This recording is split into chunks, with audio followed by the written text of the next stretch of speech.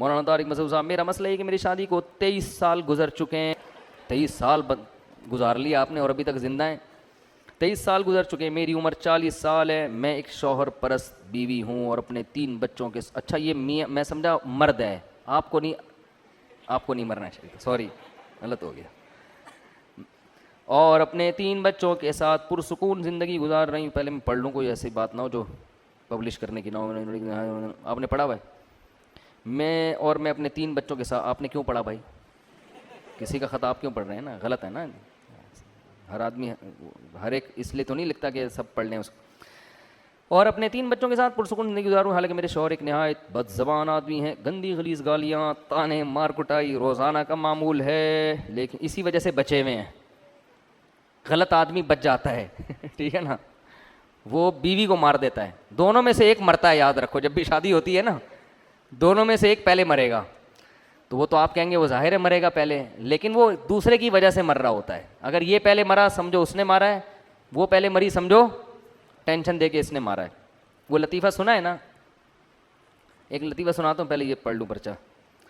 مار گڑائی روزانہ کا معمول ہے، لیکن اپنے اللہ کی عبادت اور شوہر کی اطاعت میں زندگی گزار رہے ہیں. کیونکہ معلوم ہے کہ جنت تک جانے کا راستہ یہی ہے. لیکن میرے والد صاحب کا 2 سال پہلے انتقال ہو گیا اور میری والدہ صاحبہ بالکل اکیلی ہو گئی. میرے علاوہ ان کا کوئی اور ٹھکانہ نہیں ہے. والدہ شوگر اور بی پی کی مریض ہیں. میں یہ چاہ رہی تھی کہ والدہ میرے ساتھ رہیں، لیکن میری والدہ کو دیکھ کر میرے شوہر کی حرکتیں عروج پر ہیں. میرے 2 سوال ہیں. کیا میں اپنی ماں کے ساتھ علیحدہ گھر میں رہ سکتی ہوں جبکہ مجھے اور میری ماں کو کوئی مالی پریشانی نہیں اور میرے شوہر بھی گھر سے جانے کا بار بار کہہ رہے ہیں؟ جب کہہ رہے ہیں تو اس بہت بہترین آپشن ہے. جب ایک آدمی گالیاں بھی دے رہا ہے، مار بھی رہا ہے، اگر یہ صحیح کہہ رہی ہیں، مجھے نہیں پتہ حقیقت کیا ہے، تو پھر خود ہی اگر یہ آپشن دے رہا ہے کہ وہاں جا کے رہو، تو فوراً سے پہلے اماں کے پاس چلے جانا چاہیے. کیا میں اپنی ماں کے ساتھ جا کر اللہ اور شوہر کی نافرمانی تو نہیں کروں گی؟ جب شوہر خود اجازت دے رہے ہیں تو پھر کوئی نافرمانی نہیں ہے.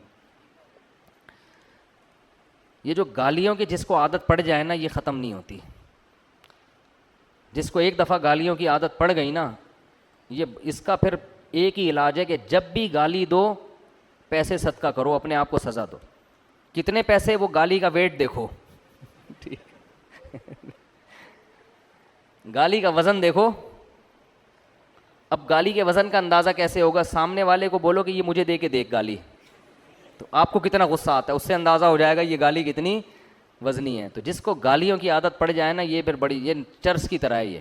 اس کا حل یہی ہے کہ جب بھی گالی دے سزا دے اپنے آپ کو، تو آہستہ آہستہ پھر یہ برائی انشاءاللہ چھوٹے گی.